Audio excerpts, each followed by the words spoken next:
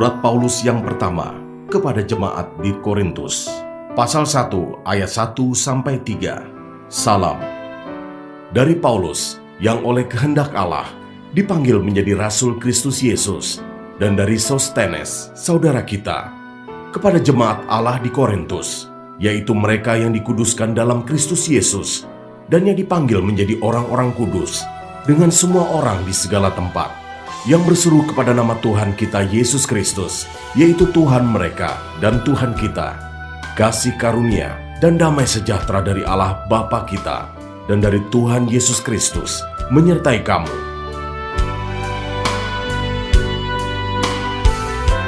Ayat 4-9. Ucapan syukur. Aku senantiasa mengucap syukur kepada Allahku karena kamu, atas kasih karunia Allah yang dianugerahkannya kepada kamu dalam Kristus Yesus. Sebab di dalam Dia kamu telah menjadi kaya dalam segala hal, dalam segala macam perkataan dan segala macam pengetahuan, sesuai dengan kesaksian tentang Kristus yang telah diteguhkan di antara kamu. Demikianlah kamu tidak kekurangan dalam suatu karunia pun, sementara kamu menantikan penyataan Tuhan kita Yesus Kristus. Ia juga akan meneguhkan kamu sampai kepada kesudahannya, sehingga kamu tak bercacat pada hari Tuhan kita, Yesus Kristus. Allah yang memanggil kamu kepada persekutuan dengan anaknya Yesus Kristus, Tuhan kita, adalah setia.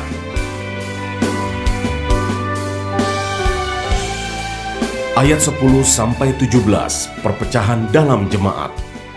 Tetapi aku menasihatkan kamu, saudara-saudara, demi nama Tuhan kita Yesus Kristus, supaya kamu seia sekata, dan jangan ada perpecahan di antara kamu. Tetapi sebaliknya, supaya kamu erat bersatu dan sehati sepikir. Sebab, saudara-saudaraku, aku telah diberitahukan oleh orang-orang dari keluarga Chloe tentang kamu, bahwa ada perselisihan di antara kamu.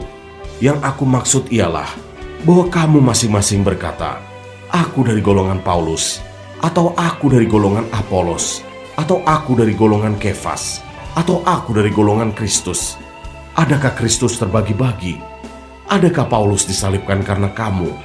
Atau adakah kamu dibaptis dalam nama Paulus? Aku mengucap syukur bahwa tidak ada seorang pun juga di antara kamu yang aku baptis, selain Krispus dan Gaius. Sehingga tidak ada orang yang dapat mengatakan bahwa kamu dibaptis dalam namaku. Juga sekeluarga Stefanus, aku yang membaptisnya. Kecuali mereka, aku tidak tahu, entahkah ada lagi orang yang aku baptis. Sebab Kristus mengutus aku bukan untuk membaptis, tetapi untuk memberitakan Injil. Dan itu pun bukan dengan hikmat perkataan, supaya salib Kristus jangan menjadi sia-sia. Sebab pemberitaan tentang salib memang adalah kebodohan bagi mereka yang akan binasa. Tetapi bagi kita yang diselamatkan, pemberitaan itu adalah kekuatan Allah. Karena ada tertulis, aku akan membinasakan hikmat orang-orang berhikmat, dan kearifan orang-orang bijak akan kulenyapkan. Di manakah orang yang berhikmat? Di manakah ahli Taurat? Di manakah pembantah dari dunia ini? Bukankah Allah telah membuat hikmat dunia ini menjadi kebodohan? Oleh karena dunia, dalam hikmat Allah, tidak mengenal Allah oleh hikmatnya, maka Allah berkenan menyelamatkan mereka yang percaya oleh kebodohan pemberitaan Injil. Orang-orang Yahudi menghendaki tanda, dan orang-orang Yunani mencari hikmat. Tetapi kami memberitakan Kristus yang disalibkan, untuk orang-orang Yahudi suatu batu sandungan, dan untuk orang-orang bukan Yahudi suatu kebodohan. Tetapi untuk mereka yang dipanggil, baik orang Yahudi maupun orang bukan Yahudi, Kristus adalah kekuatan Allah dan hikmat Allah. Sebab yang bodoh dari Allah lebih besar hikmatnya daripada manusia, dan yang lemah dari Allah lebih kuat daripada manusia. Ingat saja, saudara-saudara, bagaimana keadaan kamu ketika kamu dipanggil. Menurut ukuran manusia tidak banyak orang yang bijak, tidak banyak orang yang berpengaruh, tidak banyak orang yang terpandang. Tetapi apa yang bodoh bagi dunia, dipilih Allah untuk memalukan orang-orang yang berhikmat.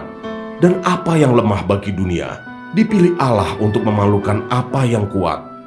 Dan apa yang tidak terpandang dan yang hina bagi dunia, dipilih Allah. Bahkan apa yang tidak berarti, dipilih Allah untuk meniadakan apa yang berarti, supaya jangan ada seorang manusia pun yang memegahkan diri di hadapan Allah. Tetapi oleh Dia kamu berada dalam Kristus Yesus, yang oleh Allah telah menjadi hikmat bagi kita. Ia membenarkan dan menguduskan dan menebus kita, karena itu seperti ada tertulis, barang siapa yang bermegah, hendaklah ia bermegah di dalam Tuhan.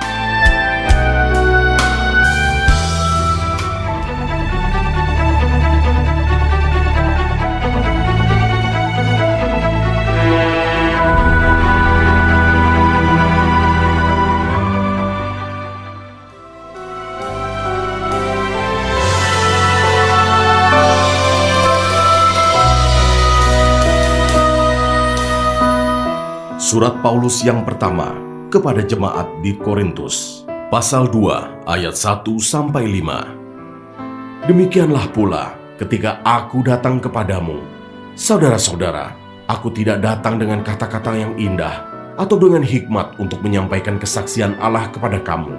Sebab aku telah memutuskan untuk tidak mengetahui apa-apa di antara kamu selain Yesus Kristus, yaitu Dia yang disalibkan. Aku juga telah datang kepadamu dalam kelemahan dan dengan sangat takut dan gentar. Baik perkataanku maupun pemberitaanku tidak kusampaikan dengan kata-kata hikmat yang meyakinkan, tetapi dengan keyakinan akan kekuatan roh, supaya iman kamu jangan bergantung pada hikmat manusia, tetapi pada kekuatan Allah.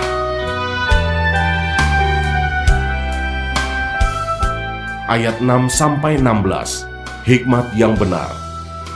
Sungguh pun demikian, kami memberitakan hikmat di kalangan mereka yang telah matang, yaitu hikmat yang bukan dari dunia ini, dan yang bukan dari penguasa-penguasa dunia ini, yaitu penguasa-penguasa yang akan ditiadakan.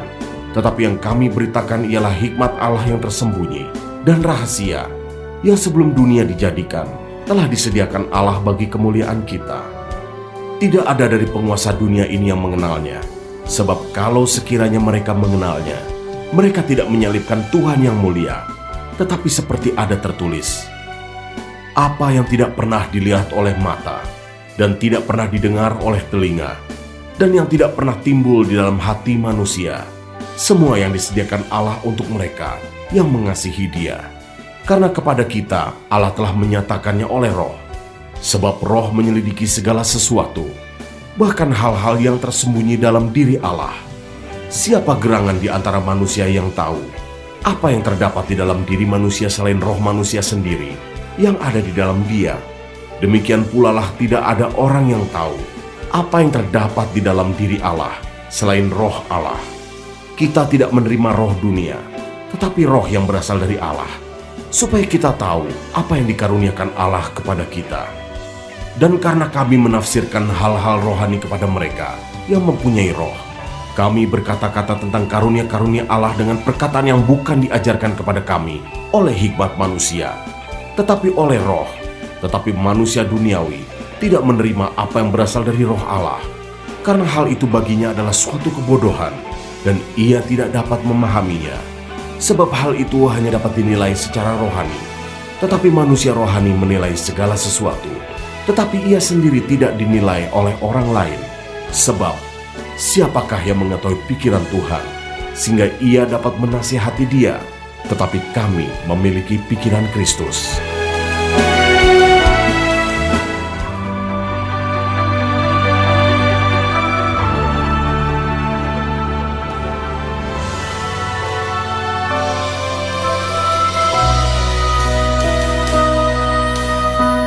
Surat Paulus yang pertama kepada jemaat di Korintus, pasal 3 ayat 1-9, perselisihan.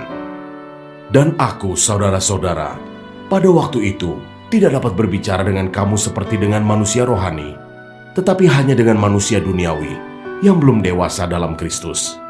Susulah yang kuberikan kepadamu, bukanlah makanan keras, sebab kamu belum dapat menerimanya. Dan sekarang pun kamu belum dapat menerimanya, karena kamu masih manusia duniawi.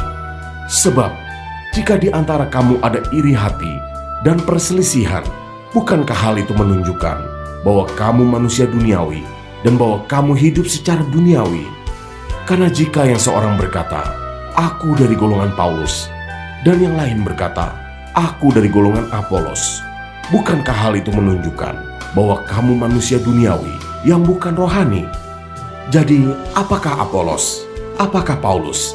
Pelayan-pelayan Tuhan yang olehnya kamu menjadi percaya, masing-masing menurut jalan yang diberikan Tuhan kepadanya. Aku menanam, Apolos menyiram, tetapi Allah yang memberi pertumbuhan. Karena itu yang penting bukanlah yang menanam atau yang menyiram, melainkan Allah yang memberi pertumbuhan. Baik yang menanam maupun yang menyiram adalah sama, dan masing-masing akan menerima upahnya sesuai dengan pekerjaannya sendiri. Karena kami adalah kawan sekerja Allah. Kamu adalah ladang Allah, bangunan Allah.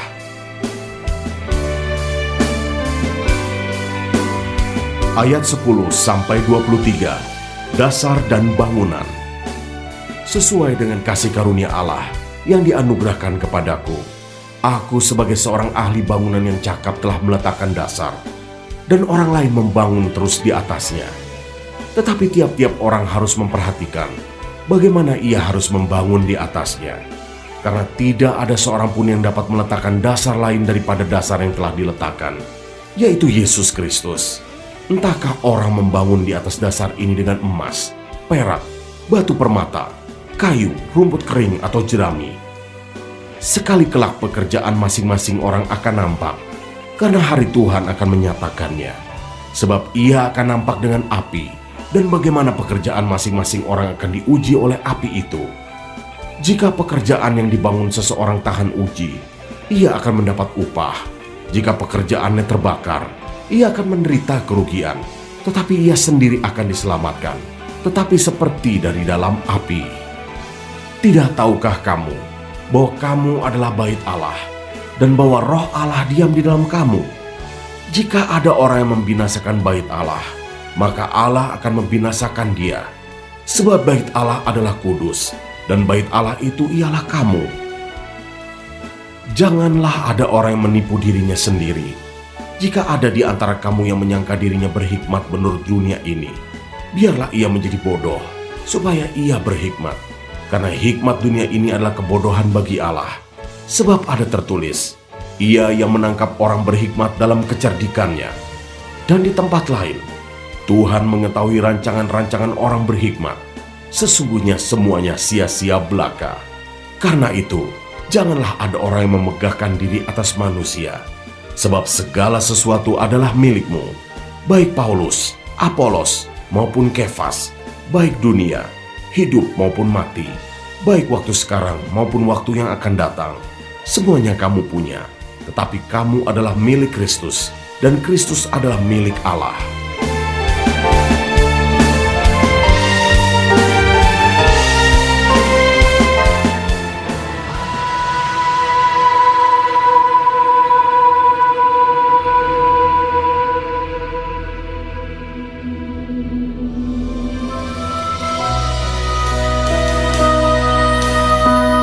Surat Paulus yang pertama kepada jemaat di Korintus, pasal 4 ayat 1-5. Tuhan adalah satu-satunya hakim. Demikianlah hendaknya orang memandang kami sebagai hamba-hamba Kristus, yang kepadanya dipercayakan rahasia Allah, yang akhirnya dituntut dari pelayan-pelayan yang demikian ialah bahwa mereka ternyata dapat dipercayai. Bagiku sedikit sekali artinya, entahkah aku dihakimi oleh kamu atau oleh suatu pengadilan manusia. Malahan diriku sendiri pun tidak kuhakimi. Sebab memang aku tidak sadar akan sesuatu, tetapi bukan karena itulah aku dibenarkan. Dia yang menghakimi aku ialah Tuhan. Karena itu, janganlah menghakimi sebelum waktunya, yaitu sebelum Tuhan datang. Ia akan menerangi juga apa yang tersembunyi dalam kegelapan, dan ia akan memperlihatkan apa yang direncanakan di dalam hati. Maka tiap-tiap orang akan menerima pujian dari Allah.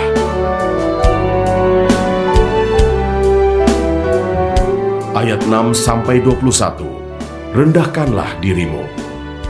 Saudara-saudara, kata-kata ini aku kenakan pada diriku sendiri dan pada Apolos karena kamu, supaya dari teladan kami kamu belajar apakah artinya ungkapan jangan melampaui yang ada tertulis, supaya jangan ada di antara kamu yang menyombongkan diri dengan jalan mengutamakan yang satu, daripada yang lain. Sebab siapakah yang menganggap engkau begitu penting? Dan apakah yang engkau punyai yang tidak engkau terima? Dan jika engkau memang menerimanya, mengapakah engkau memegahkan diri seolah-olah engkau tidak menerimanya? Kamu telah kenyang, kamu telah menjadi kaya. Tanpa kami, kamu telah menjadi raja. Alangkah baiknya kalau benar demikian, bahwa kamu telah menjadi raja, sehingga kami pun turut menjadi raja dengan kamu.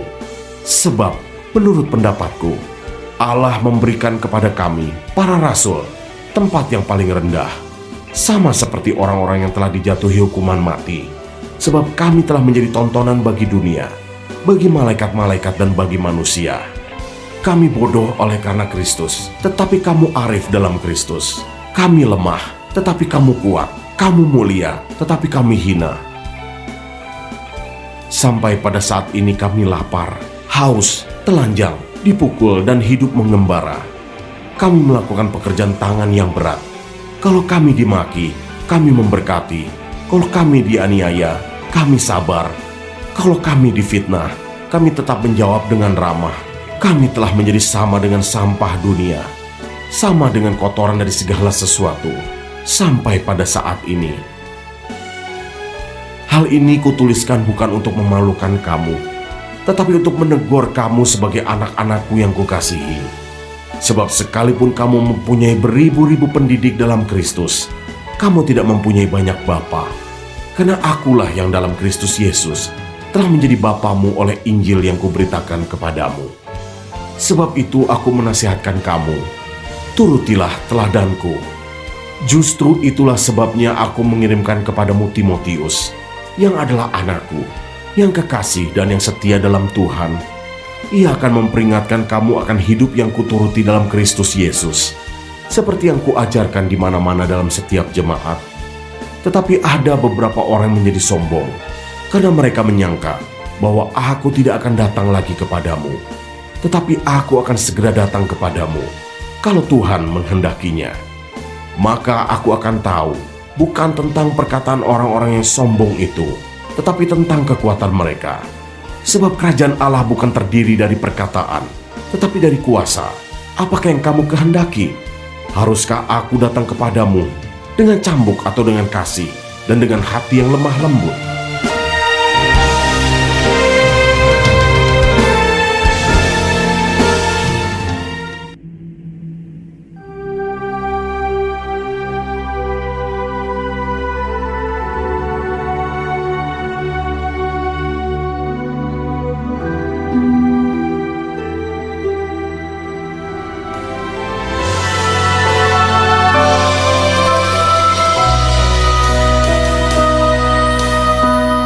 Surat Paulus yang pertama kepada jemaat di Korintus, pasal 5 ayat 1-13. Dosa dalam jemaat. Memang orang mendengar bahwa ada percabulan di antara kamu, dan percabulan yang begitu rupa, seperti yang tidak terdapat sekalipun di antara bangsa-bangsa yang tidak mengenal Allah, yaitu bahwa ada orang yang hidup dengan istri ayahnya. Sekalipun demikian kamu sombong. Tidakkah lebih patut kamu berduka cita dan menjauhkan orang yang melakukan hal itu dari tengah-tengah kamu? Sebab aku, sekalipun secara badani tidak hadir, tetapi secara rohani hadir. Aku sama seperti aku hadir, telah menjatuhkan hukuman atas dia yang telah melakukan hal yang semacam itu. Bila mana kita berkumpul dalam roh, kamu bersama-sama dengan aku, dengan kuasa Yesus, Tuhan kita. Orang itu harus kita serahkan dalam nama Tuhan Yesus kepada iblis, sehingga binasa tubuhnya, agar rohnya diselamatkan pada hari Tuhan. Kemegahanmu tidak baik. Tidak tahukah kamu bahwa sedikit ragi mengkamiri seluruh adonan? Buanglah ragi yang lama itu, supaya kamu menjadi adonan yang baru. Sebab kamu memang tidak beragi, sebab anak domba Paskah kita juga telah disembelih, yaitu Kristus. Karena itu marilah kita berpesta, bukan dengan ragi yang lama, bukan pula dengan ragi keburukan dan kejahatan, tetapi dengan roti yang tidak beragi, yaitu kemurnian dan kebenaran. Dalam suratku telah kutuliskan kepadamu, supaya kamu jangan bergaul dengan orang-orang cabul. Yang aku maksudkan, bukanlah dengan semua orang cabul pada umumnya dari dunia ini, atau dengan semua orang kikir dan penipu, atau dengan semua penyembah berhala. Karena jika demikian, kamu harus meninggalkan dunia ini. Tetapi yang kutuliskan kepada kamu ialah supaya kamu jangan bergaul dengan orang yang sekalipun menyebut dirinya saudara adalah orang cabul, kikir, penyembah berhala, pemfitnah, pemabuk, atau penipu. Dengan orang yang demikian, janganlah kamu sekali-kali makan bersama-sama. Sebab dengan wewenang apakah aku menghakimi mereka yang berada di luar jemaat? Bukankah kamu hanya menghakimi mereka yang berada di dalam jemaat? Mereka yang berada di luar jemaat akan dihakimi Allah. Usirlah orang yang melakukan kejahatan dari tengah-tengah kamu.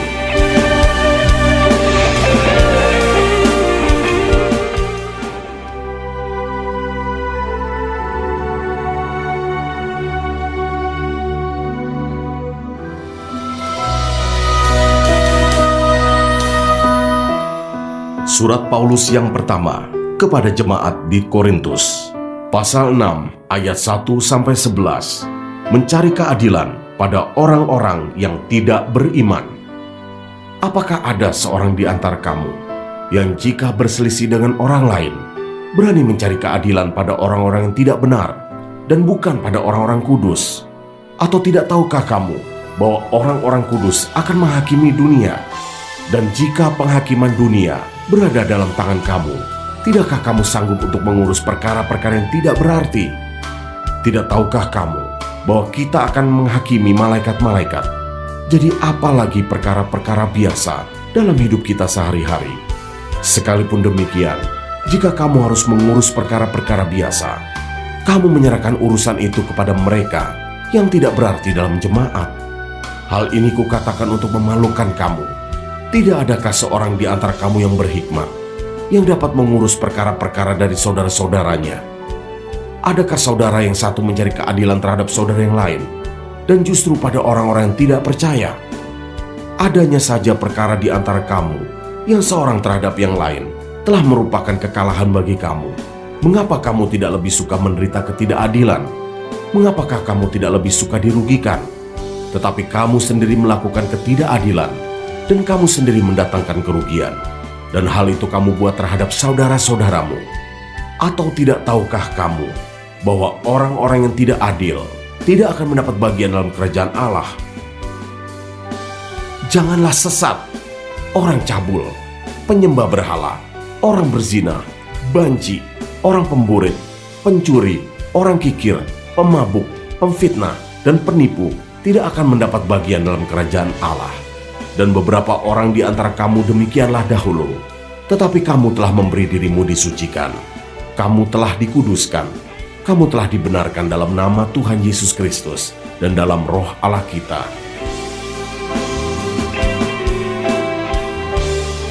Ayat 12-20, nasihat terhadap percabulan. Segala sesuatu halal bagiku, tetapi bukan semuanya berguna. Segala sesuatu halal bagiku, tetapi aku tidak membiarkan diriku diperhamba oleh suatu apapun. Makanan adalah untuk perut, dan perut untuk makanan. Tetapi kedua-duanya akan dibinasakan Allah. Tetapi tubuh bukanlah untuk percabulan, melainkan untuk Tuhan, dan Tuhan untuk tubuh.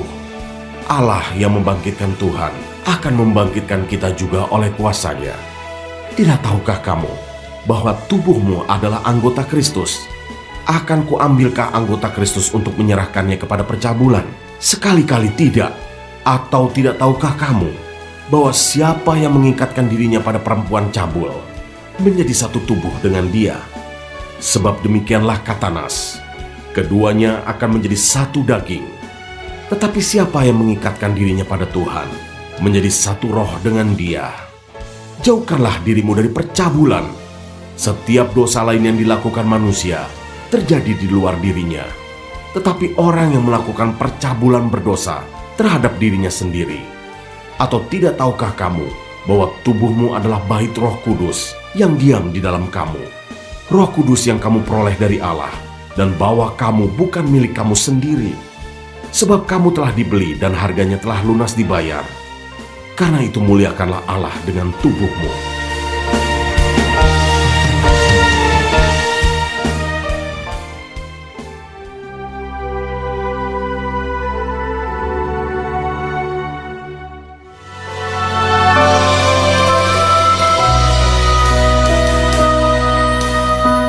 Surat Paulus yang pertama kepada jemaat di Korintus, pasal 7 ayat 1-16 tentang perkawinan. Dan sekarang tentang hal-hal yang kamu tuliskan kepadaku, adalah baik bagi laki-laki kalau ia tidak kawin. Tetapi mengingat bahaya percabulan, baiklah setiap laki-laki mempunyai istrinya sendiri, dan setiap perempuan mempunyai suaminya sendiri. Hendaklah suami memenuhi kewajibannya terhadap istrinya, demikian pula istri terhadap suaminya. Istri tidak berkuasa atas tubuhnya sendiri, tetapi suaminya. Demikian pula suami tidak berkuasa atas tubuhnya sendiri, tetapi istrinya. Janganlah kamu saling menjauhi, kecuali dengan persetujuan bersama untuk sementara waktu, supaya kamu mendapat kesempatan untuk berdoa. Sesudah itu hendaklah kamu kembali hidup bersama-sama, supaya iblis jangan menggodai kamu, karena kamu tidak tahan bertarak. Hal ini kukatakan kepadamu sebagai kelonggaran, bukan sebagai perintah. Namun demikian alangkah baiknya kalau semua orang seperti aku, tetapi setiap orang menerima dari Allah karunia-Nya yang khas. Yang seorang karunia ini, yang lain karunia itu. Tetapi kepada orang-orang yang tidak kawin dan kepada janda-janda aku anjurkan, supaya baiklah mereka tinggal dalam keadaan seperti aku. Tetapi kalau mereka tidak dapat menguasai diri, baiklah mereka kawin, sebab lebih baik kawin daripada hangus karena hawa nafsu. Kepada orang-orang yang telah kawin, bukan aku, tetapi Tuhan perintahkan, supaya seorang istri tidak boleh menceraikan suaminya. Dan jikalau ia bercerai, ia harus tetap hidup tanpa suami, atau berdamai dengan suaminya.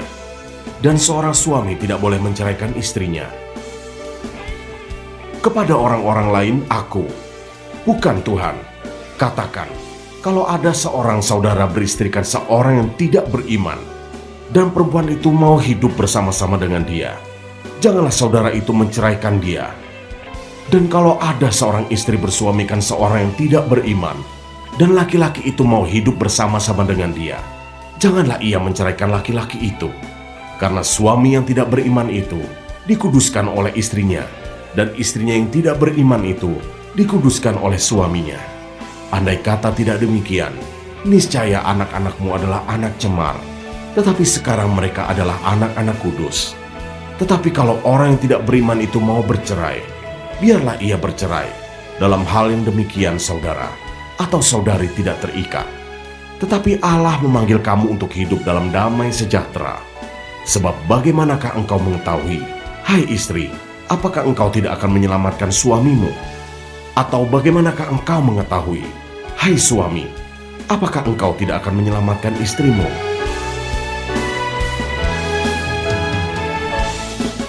Ayat 17-40. Hidup dalam keadaan seperti waktu dipanggil Allah. Selanjutnya, hendaklah tiap-tiap orang tetap hidup seperti yang telah ditentukan Tuhan baginya, dan dalam keadaan seperti waktu ia dipanggil Allah. Inilah ketetapan yang kuberikan kepada semua jemaat. Kalau seorang dipanggil dalam keadaan bersunat, janganlah ia berusaha meniadakan tanda-tanda sunat itu. Dan kalau seorang dipanggil dalam keadaan tidak bersunat, janganlah ia mau bersunat. Sebab bersunat atau tidak bersunat tidak penting. Yang penting ialah mentaati hukum-hukum Allah. Baiklah tiap-tiap orang tinggal dalam keadaan seperti waktu ia dipanggil Allah. Adakah engkau hamba waktu engkau dipanggil? Itu tidak apa-apa. Tetapi jikalau engkau mendapat kesempatan untuk dibebaskan, pergunakanlah kesempatan itu. Sebab seorang hamba yang dipanggil oleh Tuhan dalam pelayanannya adalah orang bebas, milik Tuhan. Demikian pula orang bebas yang dipanggil Kristus adalah hambanya. Kamu telah dibeli dan harganya telah lunas dibayar. Karena itu janganlah kamu menjadi hamba manusia. Saudara-saudara, hendaklah tiap-tiap orang tinggal di hadapan Allah dalam keadaan seperti pada waktu ia dipanggil. Sekarang tentang para gadis, untuk mereka aku tidak mendapat perintah dari Tuhan. Tetapi aku memberikan pendapatku sebagai seorang yang dapat dipercayai karena rahmat yang diterimanya dari Allah. Aku berpendapat bahwa mengingat waktu darurat sekarang adalah baik bagi manusia untuk tetap dalam keadaannya. Adakah engkau terikat pada seorang perempuan? Janganlah engkau mengusahakan perceraian. Adakah engkau tidak terikat pada seorang perempuan? Janganlah engkau mencari seorang. Tetapi kalau engkau kawin, engkau tidak berdosa. Dan kalau seorang gadis kawin, ia tidak berbuat dosa. Tetapi orang-orang yang demikian akan ditimpa kesusahan badani. Dan aku mau menghindarkan kamu dari kesusahan itu. Saudara-saudara, inilah yang kumaksudkan, yaitu waktu telah singkat. Karena itu dalam waktu yang masih sisa ini, orang-orang yang beristri harus berlaku seolah-olah mereka tidak beristri. Dan orang-orang yang menangis seolah-olah tidak menangis. Dan orang-orang yang bergembira seolah-olah tidak bergembira. Dan orang-orang yang membeli seolah-olah tidak memiliki apa yang mereka beli. Pendeknya, orang-orang yang mempergunakan barang-barang duniawi seolah-olah sama sekali tidak mempergunakannya. Sebab dunia seperti yang kita kenal sekarang akan berlalu. Aku ingin supaya kamu hidup tanpa kekhawatiran. Orang yang tidak beristri memusatkan perhatiannya pada perkara Tuhan. Bagaimana Tuhan berkenan kepadanya? Orang yang beristri memusatkan perhatiannya pada perkara duniawi. Bagaimana ia dapat menyenangkan istrinya? Dan dengan demikian perhatiannya terbagi-bagi. Perempuan yang tidak bersuami dan anak-anak gadis memusatkan perhatian mereka pada perkara Tuhan, supaya tubuh dan jiwa mereka kudus. Tetapi perempuan yang bersuami memusatkan perhatiannya pada perkara duniawi. Bagaimana ia dapat menyenangkan suaminya? Semuanya ini kukatakan untuk kepentingan kamu sendiri, bukan untuk menghalang-halangi kamu dalam kebebasan kamu, tetapi sebaliknya, supaya kamu melakukan apa yang benar dan baik, dan melayani Tuhan tanpa gangguan. Tetapi jikalau seorang menyangka bahwa ia tidak berlaku wajar terhadap gadisnya, jika gadisnya itu telah bertambah tua dan ia benar-benar merasa bahwa mereka harus kawin, baiklah mereka kawin. Kalau ia menghendakinya, hal itu bukan dosa. Tetapi kalau ada seorang yang tidak dipaksa untuk berbuat demikian, benar-benar yakin dalam hatinya dan benar-benar menguasai kemauannya, telah mengambil keputusan untuk tidak kawin dengan gadisnya, ia berbuat baik. Jadi orang yang kawin dengan gadisnya berbuat baik, dan orang yang tidak kawin dengan gadisnya berbuat lebih baik. Istri terikat selama suaminya hidup.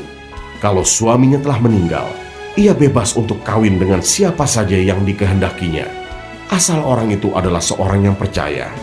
Tetapi menurut pendapatku, ia lebih berbahagia kalau ia tetap tinggal dalam keadaannya. Dan aku berpendapat bahwa aku juga mempunyai roh Allah.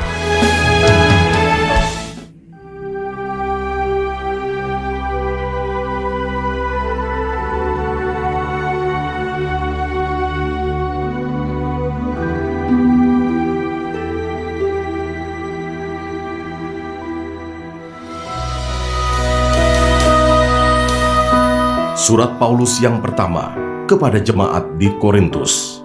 Pasal 8 ayat 1-13 tentang persembahan berhala. Tentang daging persembahan berhala kita tahu, kita semua mempunyai pengetahuan. Pengetahuan yang demikian membuat orang menjadi sombong, tetapi kasih membangun.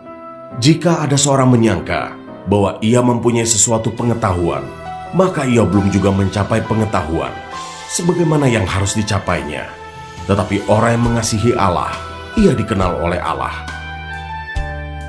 Tentang hal makan daging persembahan berhala, kita tahu tidak ada berhala di dunia dan tidak ada Allah lain daripada Allah yang Esa. Sebab sungguh pun ada apa yang disebut Allah, baik di sorga maupun di bumi. Dan memang benar ada banyak Allah dan banyak Tuhan yang demikian. Namun bagi kita hanya ada satu Allah saja, yaitu Bapa, yang daripadanya berasal segala sesuatu, dan yang untuk Dia kita hidup, dan satu Tuhan saja, yaitu Yesus Kristus, yang olehnya segala sesuatu telah dijadikan, dan yang karena Dia kita hidup. Tetapi bukan semua orang yang mempunyai pengetahuan itu. Ada orang yang karena masih terus terikat pada berhala-berhala, makan daging itu sebagai daging persembahan berhala, dan oleh karena hati nurani mereka lemah, hati nurani mereka itu dinodai olehnya. Makanan tidak membawa kita lebih dekat kepada Allah. Kita tidak rugi apa-apa kalau tidak kita makan, dan kita tidak untung apa-apa kalau kita makan. Tetapi jagalah, supaya kebebasanmu ini jangan menjadi batu sandungan bagi mereka yang lemah. Karena apabila orang melihat engkau yang mempunyai pengetahuan sedang duduk makan di dalam kuil berhala, bukankah orang yang lemah hati nuraninya itu dikuatkan untuk makan daging persembahan berhala? Dengan jalan demikian orang yang lemah, yaitu saudaramu, yang untuknya Kristus telah mati, menjadi binasa karena pengetahuanmu. Jika engkau secara demikian berdosa terhadap saudara-saudaramu dan melukai hati nurani mereka yang lemah, engkau pada hakikatnya berdosa terhadap Kristus. Karena itu apabila makanan menjadi batu sandungan bagi saudaraku, aku untuk selama-lamanya tidak akan mau makan daging lagi, supaya aku jangan menjadi batu sandungan bagi saudaraku.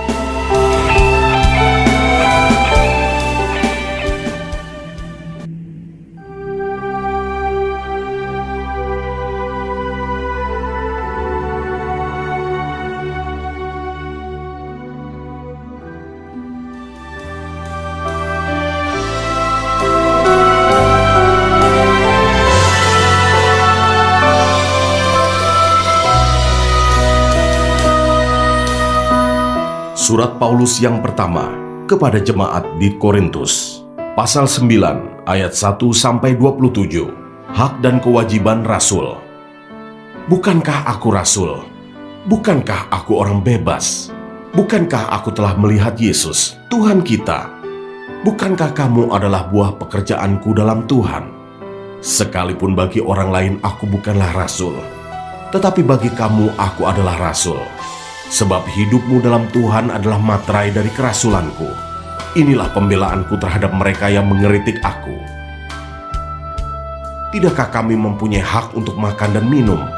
Tidakkah kami mempunyai hak untuk membawa seorang istri Kristen dalam perjalanan kami, seperti yang dilakukan rasul-rasul lain dan saudara-saudara Tuhan dan Kefas? Atau hanya aku dan Barnabas sajakah yang tidak mempunyai hak untuk dibebaskan dari pekerjaan tangan?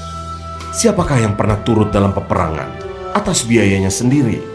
Siapakah yang menanami kebun anggur dan tidak memakan buahnya?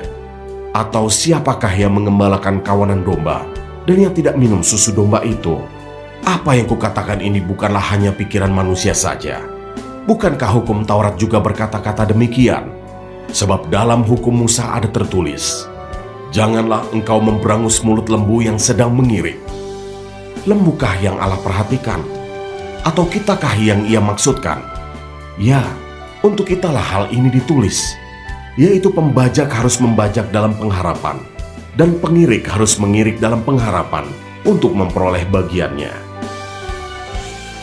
Jadi, jika kami telah menaburkan benih rohani bagi kamu, berlebih-lebihankah kalau kami menuai hasil duniawi daripada kamu?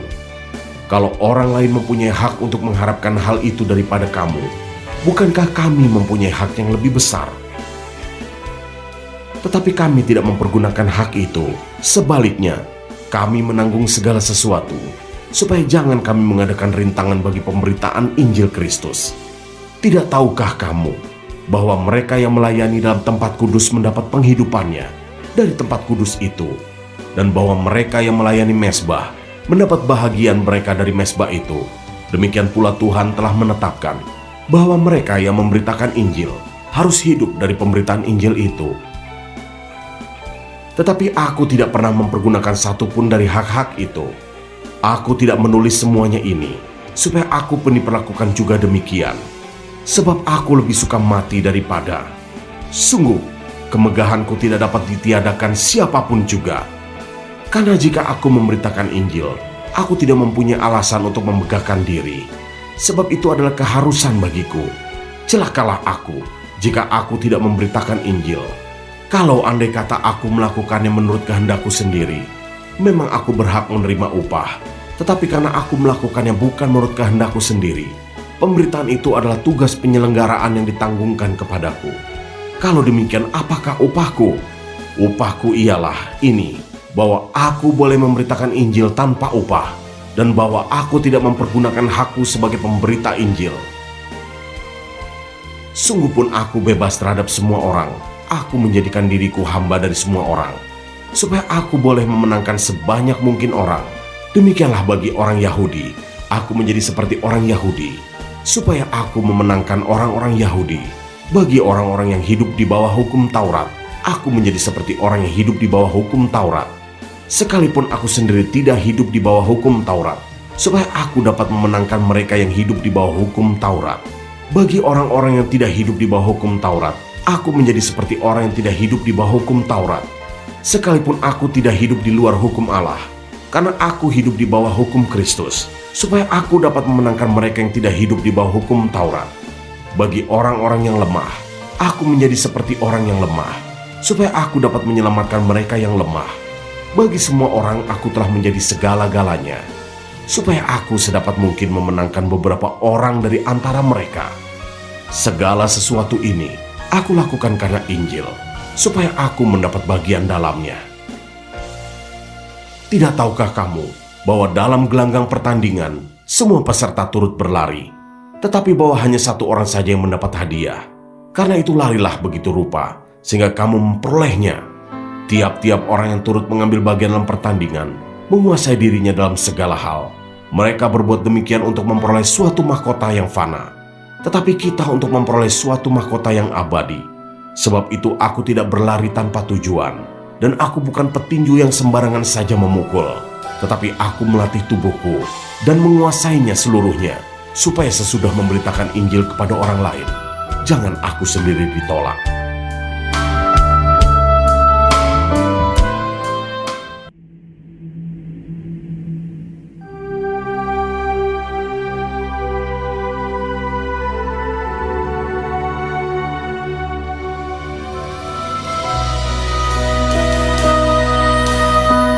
Surat Paulus yang pertama kepada jemaat di Korintus, pasal 10 ayat 1-33, Israel sebagai suatu peringatan.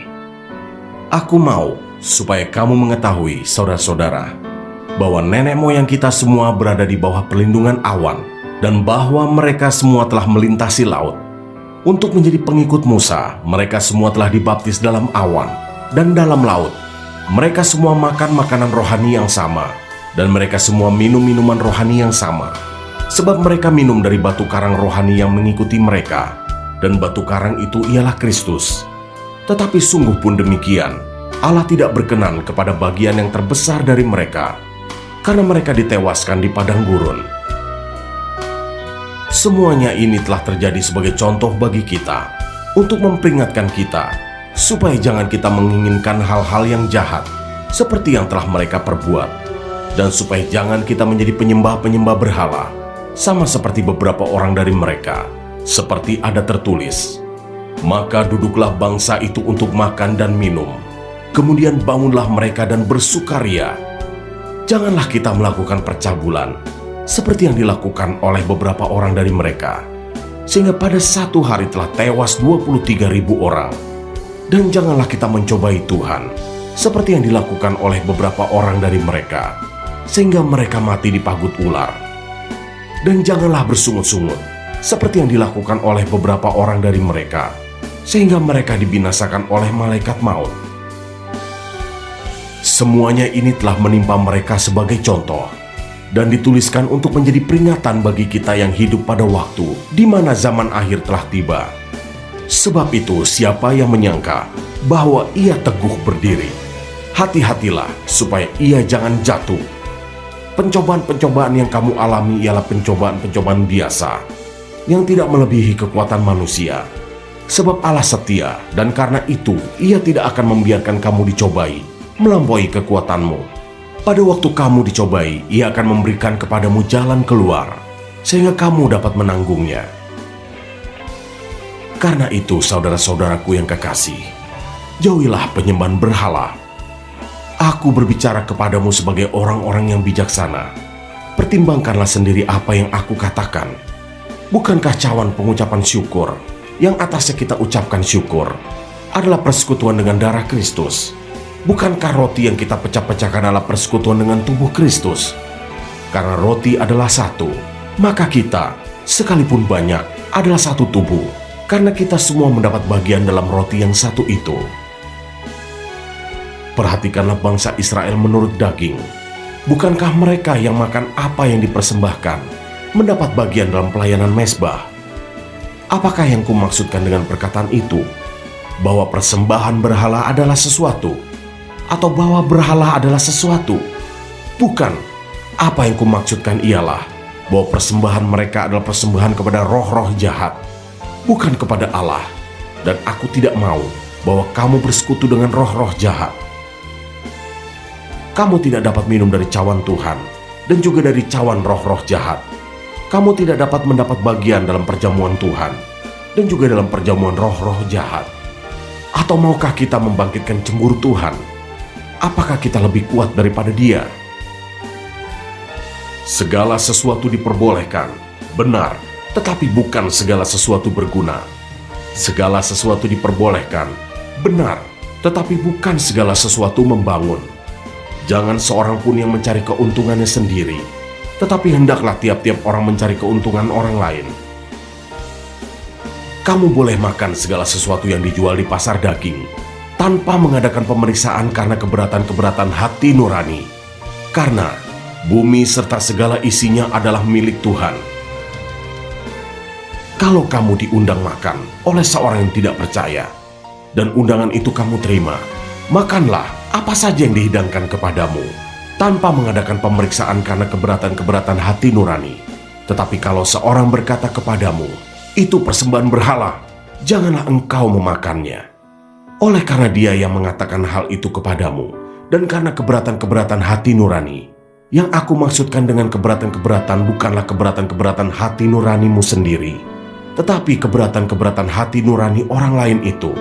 Mungkin ada orang yang berkata, mengapa kebebasanku harus ditentukan oleh keberatan-keberatan hati nurani orang lain? Kalau aku mengucap syukur atas apa yang aku turut memakannya, mengapa orang berkata jahat tentang aku karena makanan yang atasnya aku mengucap syukur? Aku menjawab, jika engkau makan, atau jika engkau minum, atau jika engkau melakukan sesuatu yang lain, lakukanlah semuanya itu untuk kemuliaan Allah. Janganlah kamu menimbulkan syak dalam hati orang, baik orang Yahudi atau orang Yunani, maupun jemaat Allah.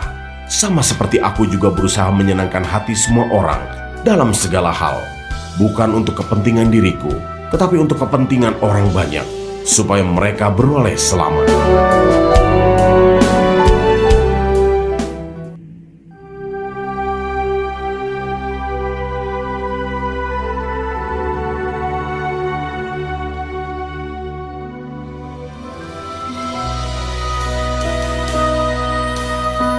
Surat Paulus yang pertama kepada jemaat di Korintus, pasal 11 ayat 1. Jadilah pengikutku, sama seperti aku juga menjadi pengikut Kristus. Ayat 2-16, hiasan kepala wanita. Aku harus memuji kamu, sebab dalam segala sesuatu kamu tetap mengingat akan aku, dan teguh berpegang pada ajaran yang kuteruskan kepadamu. Tetapi aku mau, supaya kamu mengetahui hal ini, yaitu kepala dari tiap-tiap laki-laki ialah Kristus, kepala dari perempuan ialah laki-laki, dan kepala dari Kristus ialah Allah. Tiap-tiap laki-laki yang berdoa, atau bernubuat dengan kepala yang bertudung, menghina kepalanya. Tetapi tiap-tiap perempuan yang berdoa, atau bernubuat dengan kepala yang tidak bertudung, menghina kepalanya. Sebab ia sama dengan perempuan yang dicukur rambutnya. Sebab jika perempuan tidak mau menundungi kepalanya, maka haruslah ia juga menggunting rambutnya. Tetapi jika bagi perempuan adalah penghinaan bahwa rambutnya digunting atau dicukur, maka haruslah ia menundungi kepalanya. Sebab laki-laki tidak perlu menundungi kepalanya. Ia menyinarkan gambaran dan kemuliaan Allah. Tetapi perempuan menyinarkan kemuliaan laki-laki. Sebab laki-laki tidak berasal dari perempuan, tetapi perempuan berasal dari laki-laki. Dan laki-laki tidak diciptakan karena perempuan, tetapi perempuan diciptakan karena laki-laki. Sebab itu, perempuan harus memakai tanda wibawa di kepalanya oleh karena para malaikat. Namun demikian, dalam Tuhan tidak ada perempuan tanpa laki-laki, dan tidak ada laki-laki tanpa perempuan. Sebab sama seperti perempuan berasal dari laki-laki, demikian pula laki-laki dilahirkan oleh perempuan. Dan segala sesuatu berasal dari Allah. Pertimbangkanlah sendiri, patutkah perempuan berdoa kepada Allah dengan kepala yang tidak bertudung? Bukankah alam sendiri menyatakan kepadamu bahwa adalah kehinaan bagi laki-laki jika ia berambut panjang, tetapi bahwa adalah kehormatan bagi perempuan jika ia berambut panjang, sebab rambut diberikan kepada perempuan untuk menjadi penudung. Tetapi jika ada orang yang mau membantah, kami maupun jemaat-jemaat Allah tidak mempunyai kebiasaan yang demikian.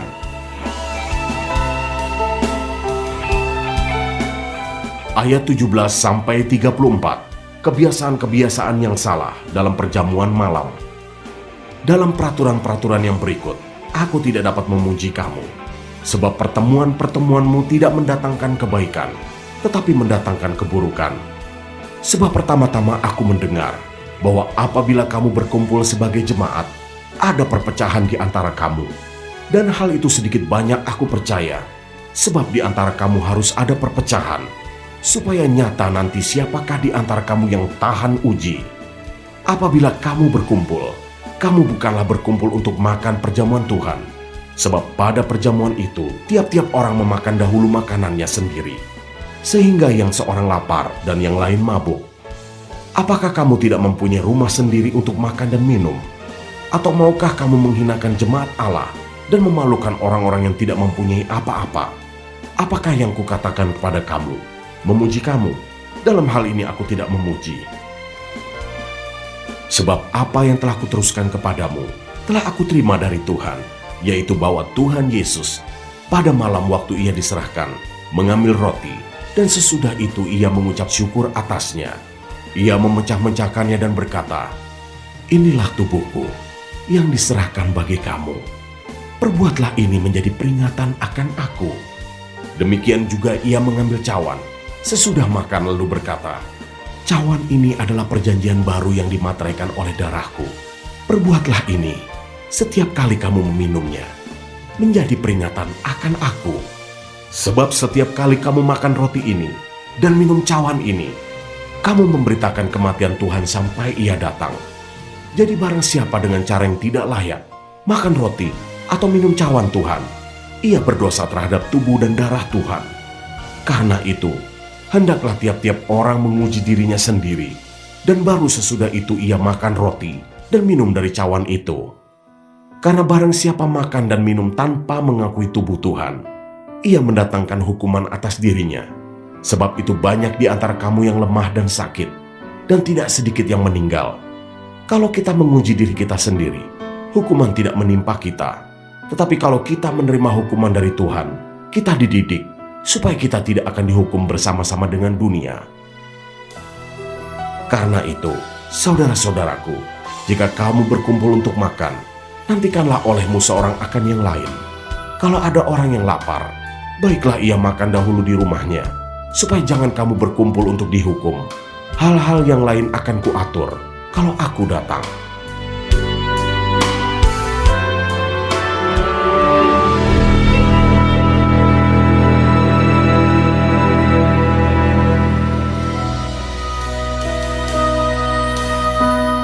Surat Paulus yang pertama kepada jemaat di Korintus, pasal 12, ayat 1-11. Rupa-rupa karunia, tetapi satu roh. Sekarang tentang karunia-karunia roh, aku mau saudara-saudara, supaya kamu mengetahui kebenarannya. Kamu tahu bahwa pada waktu kamu masih belum mengenal Allah, kamu tanpa berpikir ditarik kepada berhala-berhala yang bisu. Karena itu aku mau meyakinkan kamu, bahwa tidak ada seorang pun yang berkata-kata oleh roh Allah dapat berkata, "Terkutuklah Yesus." Dan tidak ada seorang pun yang dapat mengaku Yesus adalah Tuhan selain oleh Roh Kudus. Ada rupa-rupa karunia tetapi satu roh, dan ada rupa-rupa pelayanan tetapi satu Tuhan, dan ada berbagai-bagai perbuatan ajaib, tetapi Allah adalah satu yang mengerjakan semuanya dalam semua orang. Tetapi kepada tiap-tiap orang dikaruniakan penyataan roh untuk kepentingan bersama. Sebab kepada yang seorang, roh memberikan karunia untuk berkata-kata dengan hikmat, dan kepada yang lain, roh yang sama memberikan karunia berkata-kata dengan pengetahuan. Kepada yang seorang, roh yang sama memberikan iman, dan kepada yang lain, ia memberikan karunia untuk menyembuhkan. Kepada yang seorang, roh memberikan kuasa untuk mengadakan mujizat, dan kepada yang lain, ia memberikan karunia untuk bernubuat, dan kepada yang lain lagi, ia memberikan karunia untuk membedakan bermacam-macam roh. Kepada yang seorang yang memberikan karunia untuk berkata-kata dengan bahasa roh, dan kepada yang lain ia memberikan karunia untuk menafsirkan bahasa roh itu. Tetapi semuanya itu dikerjakan oleh roh yang satu dan yang sama. Ia memberikan karunia kepada tiap-tiap orang secara khusus, seperti yang dikehendakinya.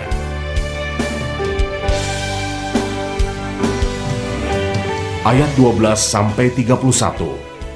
Banyak anggota tetapi satu tubuh. Karena sama seperti tubuh itu satu, dan anggota-anggotanya banyak, dan segala anggota itu sekalipun banyak merupakan satu tubuh. Demikian pula Kristus. Sebab dalam satu roh kita semua, baik orang Yahudi maupun orang Yunani, baik budak maupun orang merdeka, telah dibaptis menjadi satu tubuh, dan kita semua diberi minum dari satu roh. Karena tubuh juga tidak terdiri dari satu anggota, tetapi atas banyak anggota. Andai kata kaki berkata, "Karena aku bukan tangan, aku tidak termasuk tubuh." Jadi benarkah ia tidak termasuk tubuh? Dan andai kata telinga berkata, "Karena aku bukan mata, aku tidak termasuk tubuh." Jadi benarkah ia tidak termasuk tubuh? Andai kata tubuh seluruhnya adalah mata, di manakah pendengaran? Andai kata seluruhnya adalah telinga, di manakah penciuman? Tetapi Allah telah memberikan kepada anggota, masing-masing secara khusus, suatu tempat pada tubuh, seperti yang dikehendakinya. Andai kata semuanya adalah satu anggota, di manakah tubuh? Memang ada banyak anggota, tetapi hanya satu tubuh. Jadi mata tidak dapat berkata kepada tangan, "Aku tidak membutuhkan engkau," dan kepala tidak dapat berkata kepada kaki, "Aku tidak membutuhkan engkau." Malahan justru anggota-anggota tubuh yang nampaknya paling lemah, yang paling dibutuhkan. Dan kepada anggota-anggota tubuh yang menurut pemandangan kita kurang terhormat, kita berikan penghormatan khusus. Dan terhadap anggota-anggota kita yang tidak elok, kita berikan perhatian khusus. Hal itu tidak dibutuhkan oleh anggota-anggota kita yang elok. Allah telah menyusun tubuh kita begitu rupa, sehingga kepada anggota-anggota yang tidak mulia diberikan penghormatan khusus. Supaya jangan terjadi perpecahan dalam tubuh, tetapi supaya anggota-anggota yang berbeda itu saling memperhatikan. Karena itu, jika satu anggota menderita, semua anggota turut menderita. Jika satu anggota dihormati, semua anggota turut bersukacita. Kamu semua adalah tubuh Kristus, dan kamu masing-masing adalah anggotanya. Dan Allah telah menetapkan beberapa orang dalam jemaat. Pertama sebagai rasul, kedua sebagai nabi, ketiga sebagai pengajar, selanjutnya mereka yang mendapat karunia untuk mengadakan mujizat, untuk menyembuhkan, untuk melayani, untuk memimpin, dan untuk berkata-kata dalam bahasa roh. Adakah mereka semua rasul, atau nabi, atau pengajar? Adakah mereka semua mendapat karunia untuk mengadakan mujizat, atau untuk menyembuhkan, atau untuk berkata-kata dalam bahasa roh, atau untuk menafsirkan bahasa roh? Jadi berusahalah untuk memperoleh karunia-karunia yang paling utama, dan aku menunjukkan kepadamu jalan yang lebih utama lagi.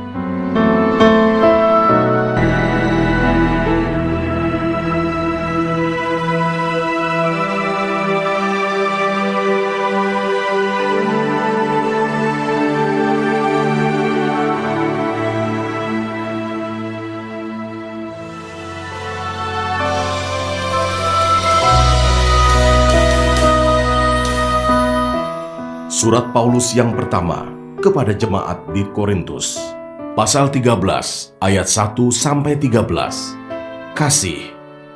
Sekalipun aku dapat berkata-kata dengan semua bahasa manusia dan bahasa malaikat, tetapi jika aku tidak mempunyai kasih, aku sama dengan gong yang berkumandang dan canang yang gemerincing. Sekalipun aku mempunyai karunia untuk bernubuat, dan aku mengetahui segala rahasia dan memiliki seluruh pengetahuan, dan sekalipun aku memiliki iman yang sempurna untuk memindahkan gunung, tetapi jika aku tidak mempunyai kasih, aku sama sekali tidak berguna. Dan sekalipun aku membagi-bagikan segala sesuatu yang ada padaku, bahkan menyerahkan tubuhku untuk dibakar, tetapi jika aku tidak mempunyai kasih, sedikit pun tidak ada faedahnya bagiku. Kasih itu sabar, kasih itu murah hati, ia tidak cemburu, ia tidak memegahkan diri dan tidak sombong. Ia tidak melakukan yang tidak sopan dan tidak mencari keuntungan diri sendiri. Ia tidak pemarah dan tidak menyimpan kesalahan orang lain. Ia tidak bersuka cita karena ketidakadilan, tetapi karena kebenaran, ia menutupi segala sesuatu, percaya segala sesuatu, mengharapkan segala sesuatu, sabar menanggung segala sesuatu. Kasih tidak berkesudahan, nubuat akan berakhir, bahasa roh akan berhenti, pengetahuan akan lenyap, sebab pengetahuan kita tidak lengkap dan nubuat kita tidak sempurna. Tetapi jika yang sempurna tiba, maka yang tidak sempurna itu akan lenyap.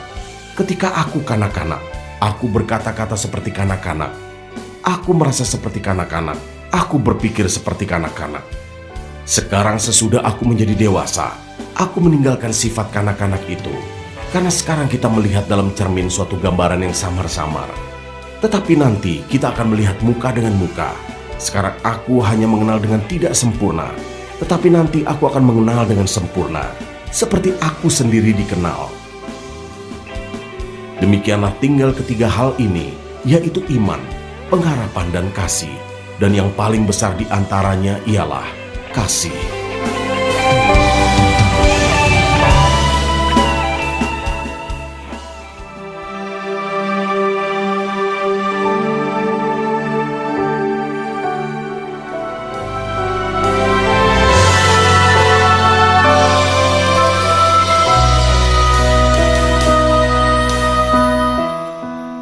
Surat Paulus yang pertama kepada jemaat di Korintus, pasal 14 ayat 1-25.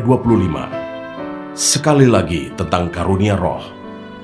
Kejarlah kasih itu dan usahakanlah dirimu memperoleh karunia-karunia roh, terutama karunia untuk bernubuat.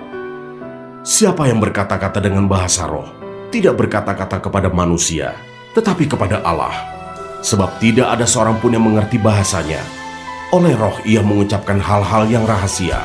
Tetapi siapa yang bernubuat, ia berkata-kata kepada manusia. Ia membangun, menasihati, dan menghibur. Siapa yang berkata-kata dengan bahasa roh, ia membangun dirinya sendiri. Tetapi siapa yang bernubuat, ia membangun jemaat. Aku suka supaya kamu semua berkata-kata dengan bahasa roh. Tetapi lebih daripada itu, supaya kamu bernubuat. Sebab orang yang bernubuat lebih berharga daripada orang yang berkata-kata dengan bahasa roh, kecuali kalau orang itu juga menafsirkannya, sehingga jemaat dapat dibangun. Jadi saudara-saudara, jika aku datang kepadamu dan berkata-kata dengan bahasa roh, apakah gunanya itu bagimu? Jika aku tidak menyampaikan kepadamu pernyataan Allah, atau pengetahuan, atau nubuat, atau pengajaran, sama halnya dengan alat-alat yang tidak berjiwa, tetapi yang berbunyi, seperti seruling dan kecapi. Bagaimanakah orang dapat mengetahui lagu apakah yang dimainkan seruling atau kecapi kalau keduanya tidak mengeluarkan bunyi yang berbeda? Atau jika nafiri tidak mengeluarkan bunyi yang terang, siapakah yang menyiapkan diri untuk berperang? Demikianlah juga kamu yang berkata-kata dengan bahasa roh. Jika kamu tidak mempergunakan kata-kata yang jelas, bagaimanakah orang dapat mengerti apa yang kamu katakan? Kata-katamu sia-sia saja kamu ucapkan di udara. Ada banyak, entah berapa banyak, macam bahasa di dunia. Sekalipun demikian, tidak ada satupun di antaranya yang mempunyai bunyi yang tidak berarti. Tetapi jika aku tidak mengetahui arti bahasa itu, aku menjadi orang asing bagi dia yang mempergunakannya, dan dia orang asing bagiku. Demikian pula dengan kamu. Kamu memang berusaha untuk memperoleh karunia-karunia roh. Tetapi lebih daripada itu, hendaklah kamu berusaha mempergunakannya untuk membangun jemaat. Karena itu, siapa yang berkata-kata dengan bahasa roh, ia harus berdoa, supaya kepadanya diberikan juga karunia untuk menafsirkannya. Sebab jika aku berdoa dengan bahasa roh, maka rohkulah yang berdoa, tetapi akal budiku tidak turut berdoa. Jadi, apakah yang harus kubuat? Aku akan berdoa dengan rohku, tetapi aku akan berdoa juga dengan akal budiku. Aku akan menyanyi dan memuji dengan rohku, tetapi aku akan menyanyi dan memuji juga dengan akal budiku.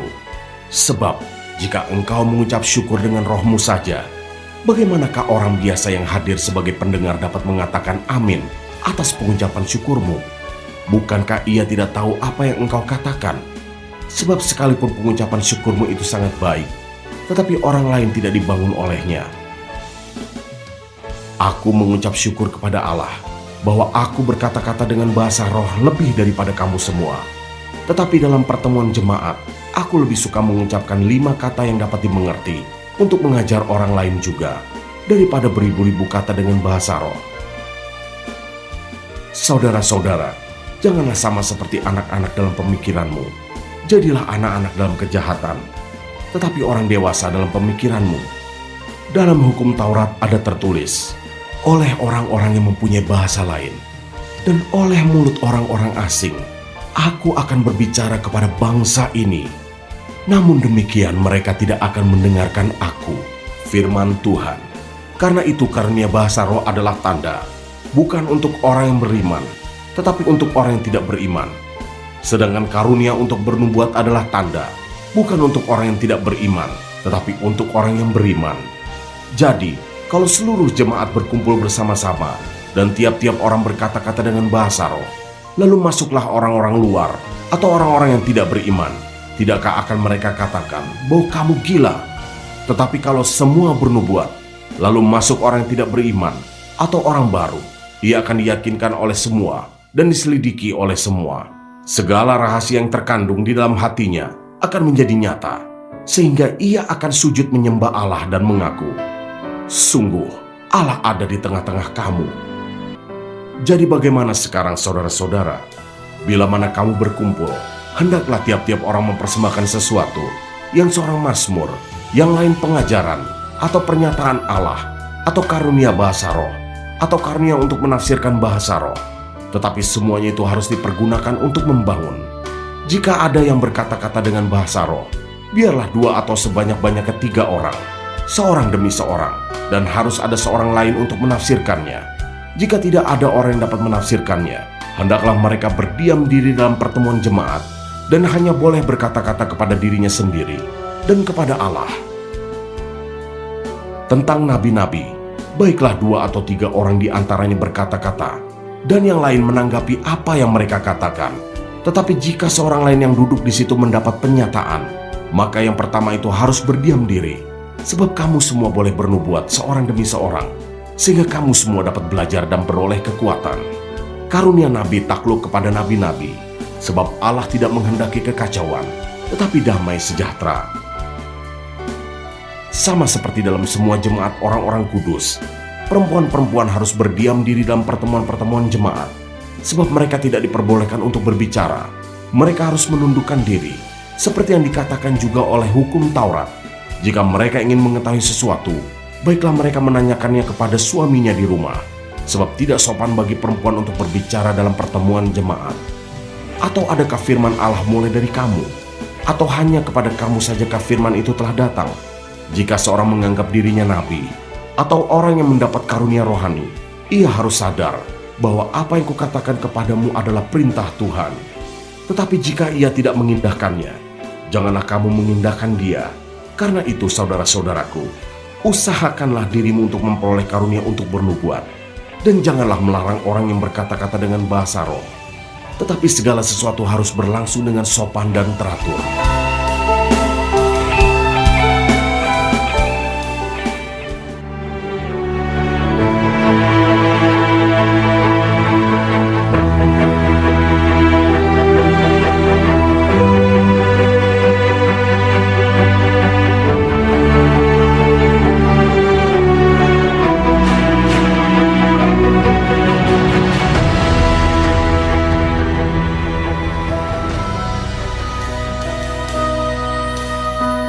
Surat Paulus yang pertama kepada jemaat di Korintus, pasal 15 ayat 1-11, kebangkitan Kristus.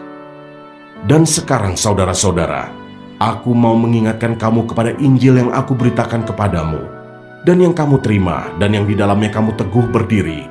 Oleh Injil itu kamu diselamatkan, asal kamu teguh berpegang padanya, seperti yang telah kuberitakan kepadamu, kecuali kalau kamu telah sia-sia saja menjadi percaya. Sebab yang sangat penting telah kusampaikan kepadamu, yaitu apa yang telah kuterima sendiri, ialah bahwa Kristus telah mati karena dosa-dosa kita, sesuai dengan kitab suci, bahwa ia telah dikuburkan, dan bahwa ia telah dibangkitkan pada hari yang ketiga sesuai dengan kitab suci, bahwa ia telah menampakkan diri kepada Kefas, dan kemudian kepada ke-12 muridnya. Sesudah itu ia menampakkan diri kepada lebih dari 500 saudara sekaligus. Kebanyakan dari mereka masih hidup sampai sekarang, tetapi beberapa di antaranya telah meninggal. Selanjutnya ia menampakkan diri kepada Yakobus, kemudian kepada semua rasul, dan yang paling akhir dari semuanya, ia menampakkan diri juga kepadaku, sama seperti kepada anak yang lahir sebelum waktunya, karena aku adalah yang paling hina dari semua rasul, bahkan tidak layak disebut rasul, sebab aku telah menganiaya jemaat Allah. Tetapi karena kasih karunia Allah, aku adalah sebagaimana aku ada sekarang. Dan kasih karunia yang dianugerahkannya kepadaku tidak sia-sia. Sebaliknya, aku telah bekerja lebih keras daripada mereka semua. Tetapi bukannya aku, melainkan kasih karunia Allah yang menyertai aku. Sebab itu, baik aku maupun mereka, demikianlah kami mengajar, dan demikianlah kamu menjadi percaya.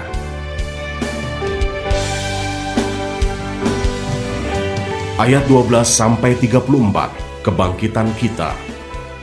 Jadi, bila mana kami beritakan bahwa Kristus dibangkitkan dari antara orang mati, bagaimana mungkin ada di antara kamu yang mengatakan bahwa tidak ada kebangkitan orang mati?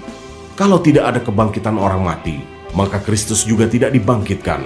Tetapi andai kata Kristus tidak dibangkitkan, maka sia-sialah pemberitaan kami, dan sia-sialah juga kepercayaan kamu. Lebih daripada itu, kami ternyata berdusta terhadap Allah, karena tentang Dia kami katakan bahwa Ia telah membangkitkan Kristus, padahal Ia tidak membangkitkannya. Kalau andai kata benar bahwa orang mati tidak dibangkitkan. Sebab jika benar orang mati tidak dibangkitkan, maka Kristus juga tidak dibangkitkan. Dan jika Kristus tidak dibangkitkan, maka sia-sialah kepercayaan kamu, dan kamu masih hidup dalam dosamu. Demikianlah binasa juga orang-orang yang mati dalam Kristus. Jikalau kita hanya dalam hidup ini saja menaruh pengharapan pada Kristus, maka kita adalah orang-orang yang paling malang dari segala manusia. Tetapi yang benar ialah bahwa Kristus telah dibangkitkan dari antara orang mati, sebagai yang sulung dari orang-orang yang telah meninggal. Sebab sama seperti maut datang karena satu orang manusia, demikian juga kebangkitan orang mati datang karena satu orang manusia. Karena sama seperti semua orang mati dalam persekutuan dengan Adam, demikian pula semua orang akan dihidupkan kembali dalam persekutuan dengan Kristus. Tetapi tiap-tiap orang menurut urutannya, Kristus sebagai buah sulung, sesudah itu mereka yang menjadi miliknya pada waktu kedatangannya. Kemudian tiba kesudahannya, yaitu bila mana ia menyerahkan kerajaan kepada Allah Bapa, sesudah ia membinasakan segala pemerintahan, kekuasaan dan kekuatan, karena ia harus memegang pemerintahan sebagai raja sampai Allah meletakkan semua musuhnya di bawah kakinya. Musuh yang terakhir yang dibinasakan ialah maut, sebab segala sesuatu telah ditaklukkannya di bawah kakinya. Tetapi kalau dikatakan bahwa segala sesuatu telah ditaklukkan, maka teranglah bahwa ia sendiri yang telah menaklukkan segala sesuatu di bawah kaki Kristus itu tidak termasuk di dalamnya. Tetapi kalau segala sesuatu telah ditaklukkan di bawah Kristus, maka ia sendiri sebagai anak akan menaklukkan dirinya di bawah Dia yang telah menaklukkan segala sesuatu di bawahnya, supaya Allah menjadi semua di dalam semua.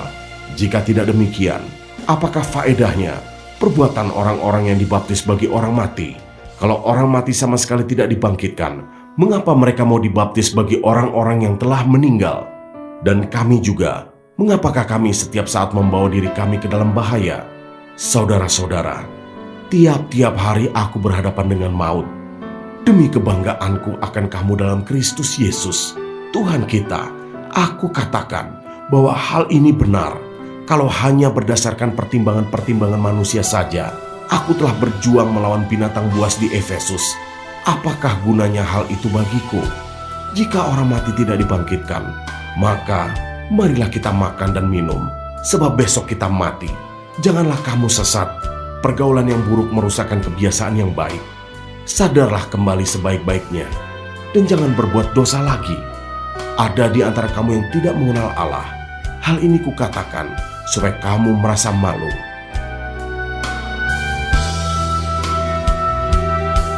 Ayat 35-58, kebangkitan tubuh. Tetapi mungkin ada orang yang bertanya, bagaimanakah orang mati dibangkitkan? Dan dengan tubuh apakah mereka akan datang kembali? Hai orang bodoh, apa yang engkau sendiri taburkan tidak akan tumbuh dan hidup kalau ia tidak mati dahulu. Dan yang engkau taburkan bukanlah tubuh tanaman yang akan tumbuh, tetapi biji yang tidak berkulit, umpamanya biji gandum atau biji lain. Tetapi Allah memberikan kepadanya suatu tubuh, seperti yang dikehendakinya. Ia memberikan kepada tiap-tiap biji tubuhnya sendiri. Bukan semua daging sama. Daging manusia lain daripada daging binatang, lain daripada daging burung, lain daripada daging ikan. Ada tubuh sorgawi dan ada tubuh duniawi. Tetapi kemuliaan tubuh sorgawi lain daripada kemuliaan tubuh duniawi. Kemuliaan matahari lain daripada kemuliaan bulan, dan kemuliaan bulan lain daripada kemuliaan bintang-bintang, dan kemuliaan bintang yang satu berbeda dengan kemuliaan bintang yang lain. Demikianlah pula halnya dengan kebangkitan orang mati. Ditaburkan dalam kebinasaan, dibangkitkan dalam ketidakbinasaan. Ditaburkan dalam kehinaan, dibangkitkan dalam kemuliaan. Ditaburkan dalam kelemahan, dibangkitkan dalam kekuatan. Yang ditaburkan adalah tubuh alamiah, yang dibangkitkan adalah tubuh rohaniah. Jika ada tubuh alamiah, maka ada pula tubuh rohaniah. Seperti ada tertulis, manusia pertama, Adam menjadi makhluk yang hidup. Tetapi Adam yang akhir menjadi roh yang menghidupkan. Tetapi yang mula-mula datang bukanlah yang rohaniah, tetapi yang alamiah. Kemudian barulah datang yang rohaniah. Manusia pertama berasal dari debu tanah dan bersifat jasmani. Manusia kedua berasal dari sorga. Makhluk-makhluk alamiah sama dengan dia yang berasal dari debu tanah, dan makhluk-makhluk sorgawi sama dengan dia yang berasal dari sorga. Sama seperti kita telah memakai rupa dari yang alamiah, demikian pula kita akan memakai rupa dari yang sorgawi. Saudara-saudara, inilah yang hendak kukatakan kepadamu, yaitu bahwa daging dan darah tidak mendapat bagian dalam kerajaan Allah, dan bahwa yang binasa tidak mendapat bagian dalam apa yang tidak binasa. Sesungguhnya, aku menyatakan kepadamu suatu rahasia. Kita tidak akan mati semuanya, tetapi kita semuanya akan diubah dalam sekejap mata, pada waktu bunyi nafiri yang terakhir. Sebab nafiri akan berbunyi, dan orang-orang mati akan dibangkitkan dalam keadaan yang tidak dapat binasa, dan kita semua akan diubah. Karena yang dapat binasa ini harus mengenakan yang tidak dapat binasa, dan yang dapat mati ini harus mengenakan yang tidak dapat mati. Dan sesudah yang dapat binasa ini mengenakan yang tidak dapat binasa, dan yang dapat mati ini mengenakan yang tidak dapat mati, maka akan genaplah firman Tuhan yang tertulis, maut telah ditelan dalam kemenangan. Hai maut, di manakah kemenanganmu? Hai maut, di manakah sengatmu? Sengat maut ialah dosa, dan kuasa dosa ialah hukum Taurat. Tetapi syukur kepada Allah yang telah memberikan kepada kita kemenangan oleh Yesus Kristus, Tuhan kita. Karena itu, saudara-saudaraku yang kekasih, berdirilah teguh, jangan goyah, dan giatlah selalu dalam pekerjaan Tuhan. Sebab kamu tahu bahwa dalam persekutuan dengan Tuhan, jerih payahmu tidak sia-sia.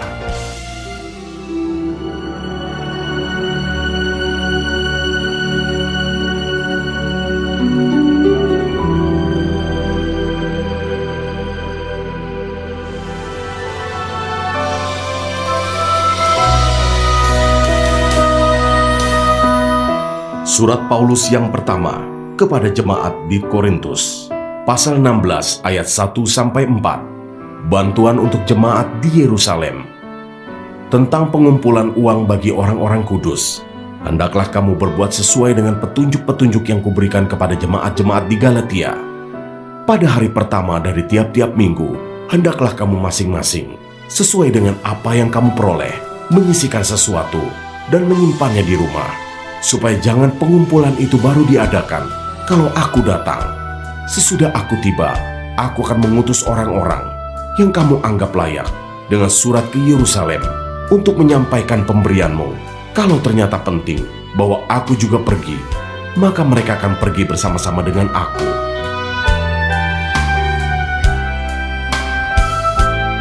Ayat 5-9, rencana Paulus. Aku akan datang kepadamu sesudah aku melintasi Makedonia, sebab aku akan melintasi Makedonia. Dan di Korintus mungkin aku akan tinggal beberapa lamanya dengan kamu, atau mungkin aku akan tinggal selama musim dingin, sehingga kamu dapat menolong aku untuk melanjutkan perjalananku. Sebab sekarang Aku tidak mau melihat kamu hanya sepintas lalu saja. Aku harap dapat tinggal agak lama dengan kamu, jika diperkenankan Tuhan. Tetapi aku akan tinggal di Efesus sampai hari raya Pentakosta, sebab di sini banyak kesempatan bagiku untuk mengerjakan pekerjaan yang besar dan penting, sekalipun ada banyak penentang.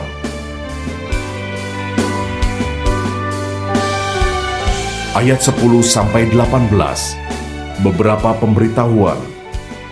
Jika Timotius datang kepadamu, usahakanlah supaya ia berada di tengah-tengah kamu tanpa takut, sebab ia mengerjakan pekerjaan Tuhan, sama seperti aku.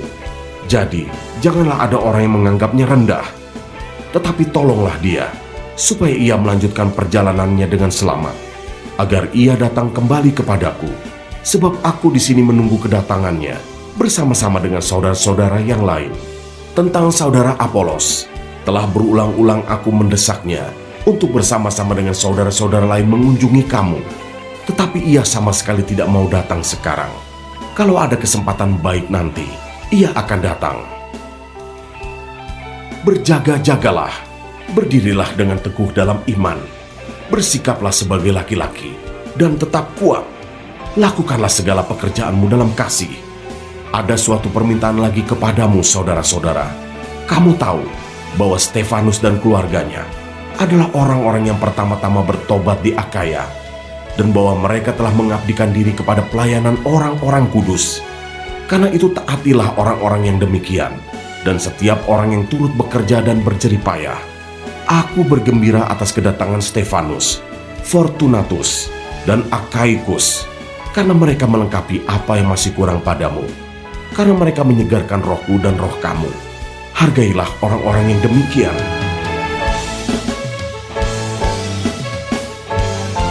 Ayat 19-24. Salam. Salam kepadamu dari jemaat-jemaat di Asia Kecil. Aquila, Priscilla, dan jemaat di rumah mereka menyampaikan berlimpah-limpah salam kepadamu. Salam kepadamu dari saudara-saudara semuanya. Sampaikanlah salam seorang kepada yang lain dengan cium kudus. Dengan tanganku sendiri aku menulis ini. Salam dari Paulus. Siapa yang tidak mengasihi Tuhan, terkutuklah ia. Maranatha. Kasih karunia Tuhan Yesus menyertai kamu. Kasihku menyertai kamu sekalian dalam Kristus Yesus.